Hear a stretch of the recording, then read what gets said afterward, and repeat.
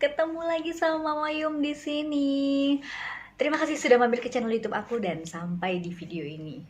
Gak kerasa ternyata udah sebulanan lebih ya. Aku nggak bikin video apapun, nggak cerita apapun gitu. Karena memang hektik kemarin habis dari Lebaran itu mager-magernya itu masih berasa banget. Jadi kayak masih hawa-hawa liburan gitu.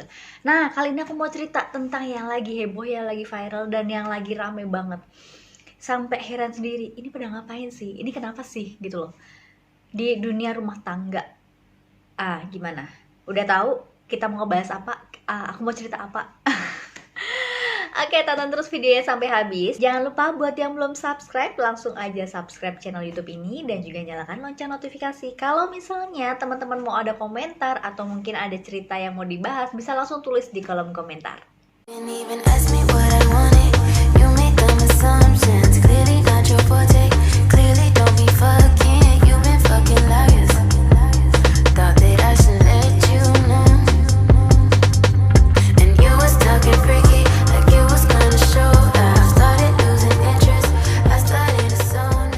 Jadi sebenarnya aku tidak terlalu pengen ngebahas yang lagi rame di internet, bahkan buka Instagram itu udah kayak isinya tuh sama gitu loh. Berbagai aku tuh ngebahas ini. Tapi mungkin emang perlu kali ya dibahas dari sisi pendapat kita masing-masing gitu loh. Jadi ini kebanyakan ke pendapatku. Kemarin tuh sampai sedih karena ada satu aktor, musisi gitu kan, presenter gitu, yang mengumumkan atau ada berita yang akhirnya dia harus berpisah sama istrinya. Aku tuh sampai cerita ke Papjo, Nyo gitu, si ini mau cerai. Aku sedih gitu. ya ya karena idola aja kan, maksudnya karena idola jadi turut sedih gitu.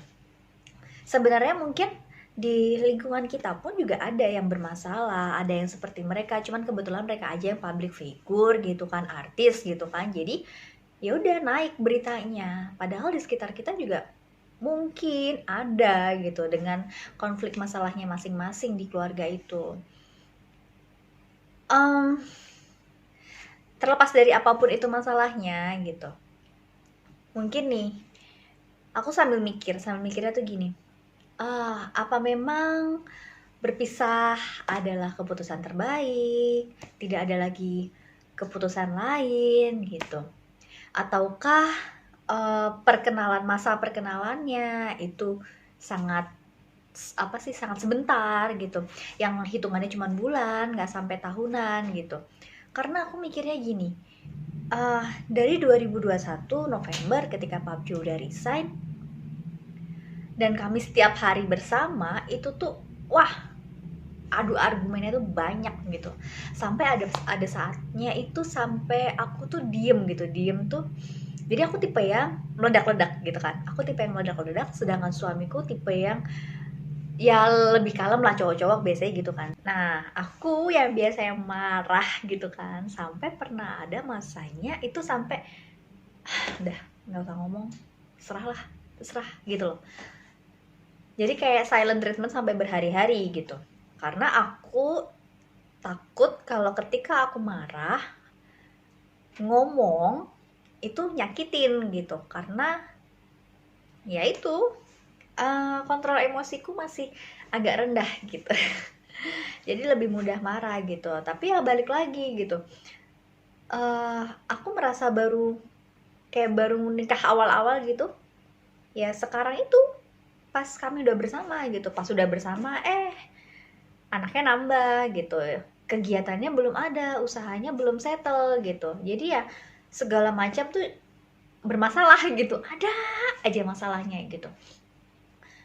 Sedangkan ketika kami berjauhan tuh enggak, baik-baik aja semuanya, malah lebih tenang. Jadi memang ada masanya juga kami pernah ngomong kayaknya lebih enak kita nggak serumah gitu loh, malah lebih enak, masalahnya minim gitu. Tapi itu juga jadi masalah. Jadi masalahnya gini, karena ketika aku sekian tahun berjauhan sama suamiku, itu kayak kami ya kayak pacaran gitu loh, kayak pacaran.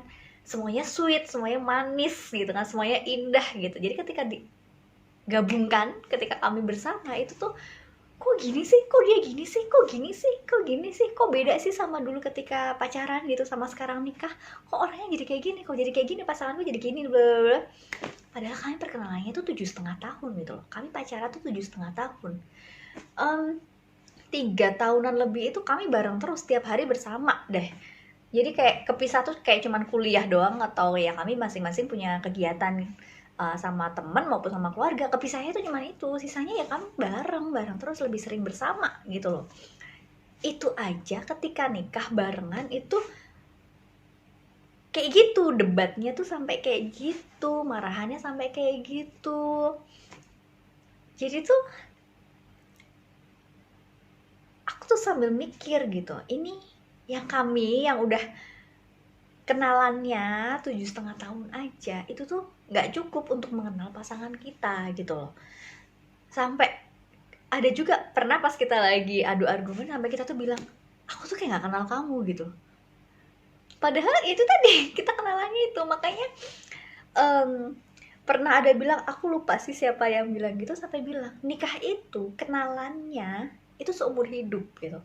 Kenapa seumur hidup? Karena kita akan tahu pasangan kita lebih dalam lagi tentang pasangan kita ketika ada masalah gitu. Jadi ini orang, pasangan kita nyelesain masalah A dalam kondisi misalnya pas lagi berjauhan itu seperti ini. Tapi ketika masalahnya mirip, tapi posisinya sudah bersama, sudah ada anak dan lain, dia bisa aja solusinya berbeda dengan yang sebelumnya. Padahal masalahnya sama dan mirip gitu loh.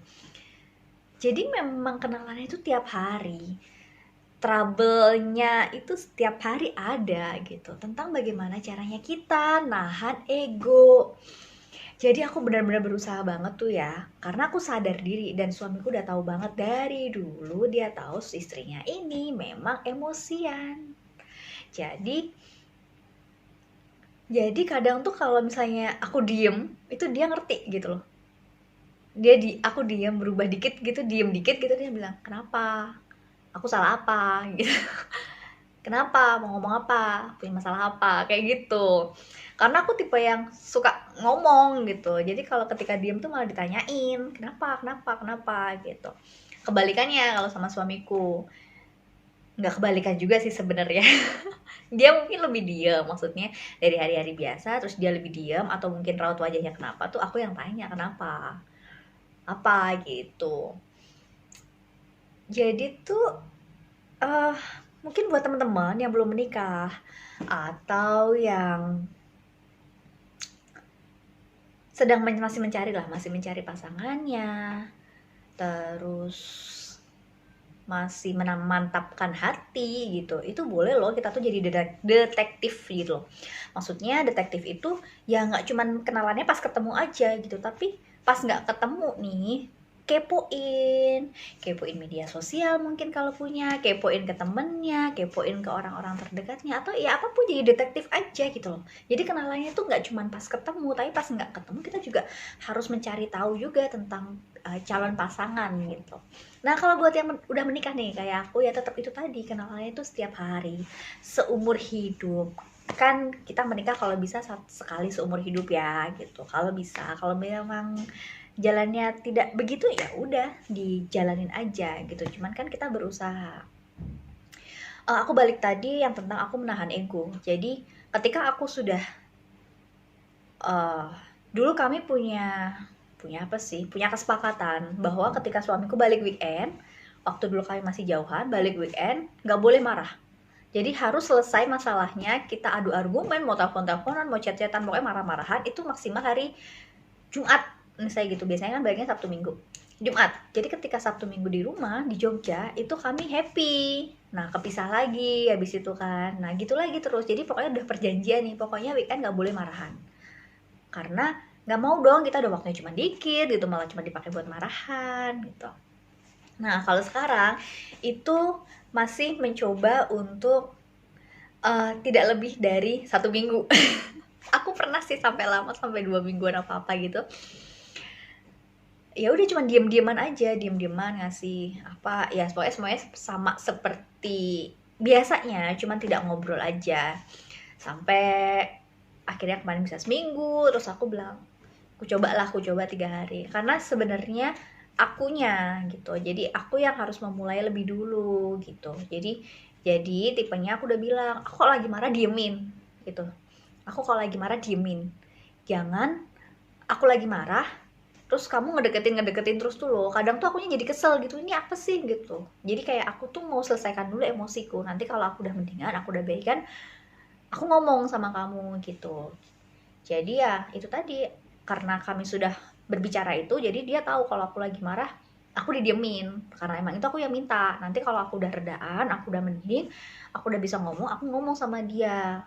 Kalau mau ngomong, kalau misalnya belum mau bicara, belum mau ngomong, paling aku cuma big hug gitu. Karena aku merasa aku dikasih pelukan gitu, aku meluk itu tuh meredakan ketegangan yang ada di pundak dan juga di kepala dan leher gitu. Jadi sebenarnya kita harus mengenali pasangan kita. Kenalannya yaitu tadi, sejauh bermasalah ya nggak apa-apa gitu, memang akan ada masalah terus gitu.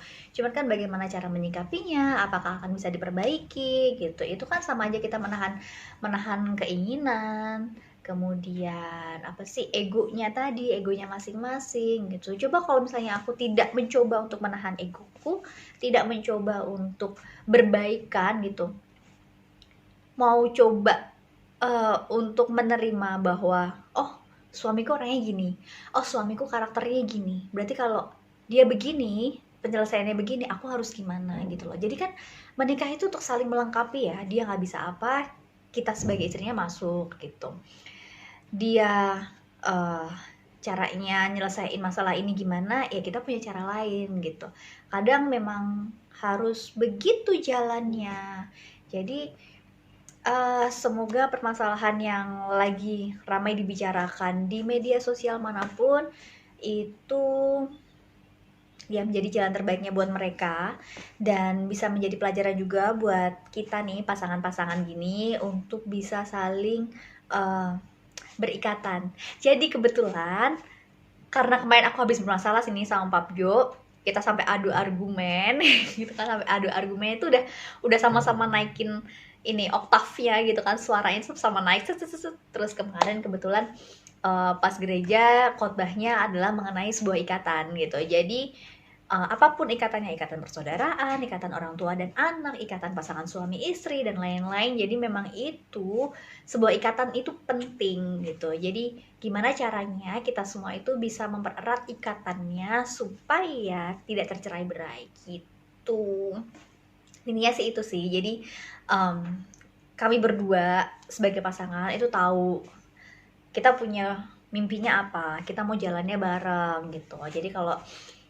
Jadi kalau misalnya yang satu gimana, satunya gimana, ya udah, ya saling ngerti, saling memahami, saling komunikasi. Karena kalau misalnya aku pun terlalu lama silent treatmentnya, itu juga nggak baik. Karena kan jadi tidak ada komunikasi. Jadi suamiku tuh nggak tahu aku tuh marahnya kenapa, dia harus gimana, dan aku juga harus gimana. Itu kan jadi nggak baik. Karena ya menikah seumur hidup, bersamanya seumur hidup, setiap hari itu ngobrol gitu. Jadi pasangan kita itu adalah teman ngobrol kita seumur hidup, apapun itu harusnya bisa diobrolin sama pasangan kita.